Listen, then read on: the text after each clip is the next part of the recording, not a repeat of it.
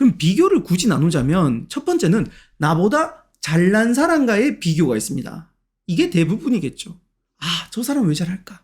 아, 저 사람은 진짜 잘하는데 나는 왜 이렇게 못하지? 라는 열등감을 가지게 됩니다. 두 번째는요, 나보다 못난 사람과 비교를 하게 됩니다. 나보다 못난 사람하고 비교하게 되면 우쭐거리죠. 에이, 난 이 정도인데. 막 약간 이런 우쭐거림이 생길 수 있습니다. 그래서 저는 비교는 일단 무조건 안 좋다. 결론적으로는 그렇습니다. 둘 다 하지 마십시오. 그러면 나보다 잘난 사람한테 비교를 느꼈을 때는 어떻게 하면 좋을까 한번 생각해 봤습니다. 첫 번째는 내가 왜 저 사람에게 비교, 다른 말로 열등감을 느낄까? 그걸 한번 생각해 보세요. 그거 생각하면요, 오히려 그것을 통해서 이렇게 생각하셔야 돼요. 그 사람의 그리고 나의 차이에 대한 사실보다 해석을 하셔야 됩니다. 즉, 나보다 강의 잘하는 사람이 있어요. 근데 이분한테 비교로서 열등감을 느끼면 달라지는 거는 내 마음만 아픕니다. 그런데요, 해석을 하게 되면 어떻게 될까요? 맞습니다. 바로 열등감이 배움으로 바뀝니다. 이게 중요한 포인트였어요. 열등이 배움으로 바뀐다. 그래서 여러분, 사촌이 땅 사면 배 아프다. 이런 속담 들어보셨고 여러분들도 배가 많이 한 번쯤은 아파 보셨을 거예요. 근데 이걸로 한번 볼까요? 왜 사촌에게 비교를 느낄까요? 비교를 왜 느낄까요?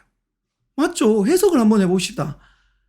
아, 저 사람이 나보다 돈을 많이 버는데 나는 못 벌었기 때문에 비교를 느낍니다. 이걸 요즘 뭐 벼락거지 뭐 이런 말 하더라고요. 네. 나는 가만히 있는데 저 사람이 확 올라가니까 상대적 빈곤감을 느끼죠. 그러면 해석 한번 해봅시다.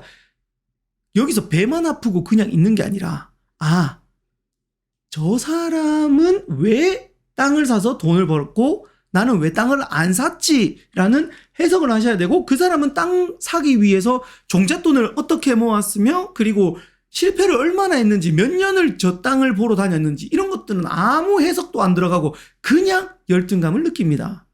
그러면 이 차이에 해석을 하면요, 배움이 생깁니다. 그럼 나도 부동산을 해야겠어. 종잣돈을 모아야 되겠어. 그리고 어떤 땅을 사야 되겠어 라는 배움으로 바꾸는 거죠. 이게 진짜 중요합니다. 저도요, 2007년도쯤에 제가 파워포인트 강의를 하고 있었거든요. 파워포인트 강의를 하고 있는데 솔직하게 말씀드리면 1년에요, 강의가 한 10개에서 15개밖에 없었습니다. 근데 그때 당시에 파워포인트로 전국구 강사를 하시는 분이 계셨어요. 물론 저보다 나이도 적습니다. 금액도 많이 받아요. 1년에 약 200군데 정도의 강의를 돌아다니고 있는 거예요. 솔직히 열등감 느꼈습니다. 다른 말로 배 아팠습니다. 제가 이 배 아팠는데요, 이분한테 그래도 꾸준히 이렇게 DM이라 그러죠. 메시지도 보내고 블로그로 이렇게 쪽지도 보내고 이렇게 해가지고 이분에게 연락이 어떻게 닿았어요. 이렇게 하다가 대구에 있는 대학교에 강의를 하러 온대요. 그래서 제가 이분한테 연락을 해서 제가 보러 가도 됩니까? 라고 했어요. 물론 배가 아팠어요. 그 무대에 올라가가지고 그 대학교에서 막 강의하는 모습에서 너무너무 뒤에 앉아서 배가 아팠습니다. 왜? 나는 아직까지 당시에는 대학교의 강의를 한 번도 한 적이 없어요. 저 무대에 나는 가고 싶어요. 근데 여기서 배 아픔을 그냥 한 게 아니에요. 끝나고 나서 그분을 대구공항까지 모셔다 드렸어요. 일부러. 왜? 해석하려고.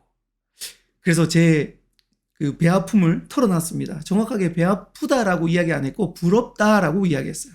저도 선생님처럼 그 대학교에 가서 강의하고 싶은데 어떻게 하면 됩니까? 라는 저 배 아픔을 드러냈어요. 부럽다라고 이야기했습니다. 그렇게 하니까 그분께서 하신 말이, 그 마케팅 어떻게 하세요? 라고 하더라고요. 아니, 실력도 물어보시고 뭐 마케팅도 했는데 전 책을 썼습니다 라고 하니까, 물론 책 쓰는 것도 좋은데요, 그 책 쓴 것을 갖다가 온라인에 계속 돌리세요. 그리고 사람들에게 공유하세요 라고 하는 거예요. 저는 사실 공유하면요, 제 걸 뺏긴다고 생각을 했었어요. 근데 이분이 해석을 이렇게 해주셨어요. 그리고 그분의 블로그에 들어가 보니까 1일 1포스팅을 했고 정말 좋은 템플릿들을 나눠주고 있더라고요. 저거다. 해석을 하고 그걸 배웠어요. 배우면서 지금까지 제가 블로그에 글을 몇 개 정도를 적었냐면 한번 보시죠. 그때가 2007, 8년도 정도, 2009년도 아래 위로 모르겠습니다. 하여튼 10년은 넘었습니다.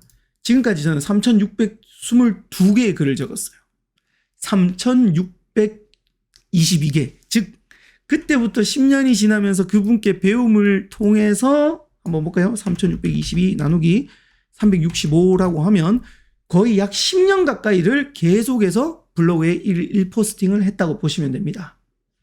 제가 이렇게 열등감, 즉 비교를 배움으로 바꿨어요. 이렇게 바꾸고 계속했더니 이렇게 됐고요. 그리고 제가 네이버에다가 요건 실제로 바로 하는 걸 한번 보여드릴게요. 예를 들어 대학교 동기부여 특강이라고 치면 다행이다. 제 거 나왔다. 웨이브 614가 저죠. 네, 다 3개가 다 제 거죠. 그래서 이런 방법을 통해서 저 또한 지금 대학교에 가서 강의를 많이 하고 있습니다. 이게 바로 방법이었어요. 그래서 저는 그분을 통해서 비교를 통해서 그 열등감을 배움으로 이렇게 바꿨습니다. 요거 기억하셔서 비교되는 대상이 있으면 해석을 하세요. 그 사람 알고 봤더니 진짜 열심히 했어요. 근데 나는 그렇게 안 했어요. 그 사이에 간극을 메꿀 수 있는 배움을 찾으셔야 돼요. 이게 바로 방법이었습니다. 두 번째 비교는 어떤 비교가 있냐면 나보다 못한 사람이 있겠죠. 설령 저보다 강의를 못하거나 저보다 강의가 없는 사람한테 절대 겸손해야 됩니다. 나 또한 그랬다. 나 또한 그랬다 하면서 사실이에요. 근데 모난 돌이 정 맞습니다. 사람이요 너무 잘난 척 하잖아요. 일명 재수 없어 보입니다. 그리고 그렇게 되면 오히려 사람이 붙기보다요 사람이 떠나갑니다. 늘 겸손해야 돼요. 이건 제 개인적인 건데요. 저도 나름 큰 돈까지는 아니지만 그래도 어느 정도 금액을 법니다. 근데 저는 SNS상에 직접적으로 제가 돈을 막 이렇게 제시한 적은 없어요. 왜냐? 이런 거 계속 노출하잖아요. 월에 얼마 벌었다, 이거 얼마 벌었니, 나 이런 거 합니다. 라는 거 자랑을 계속하면요. 네. 사람들이 좋아할 것 같죠? 아닙니다. 별로 안 좋아합니다.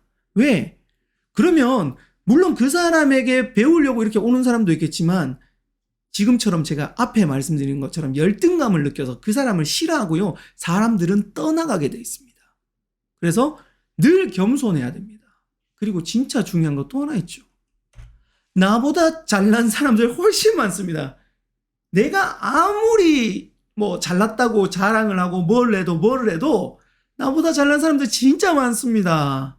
이 사람들이 봤을 때는 저는 아직 애기예요, 애기.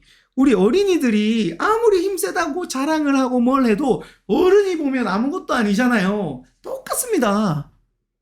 강의 잘하는 사람 입장에서 제가 잘한다고 막 날뛰잖아요. 그러면요, 저는 정맞습니다. 그리고 그 사람들이 보면 웃깁니다. 웃기죠. 근데 겸손하게 배우려고 계속 하는 사람한테는 어떨까요?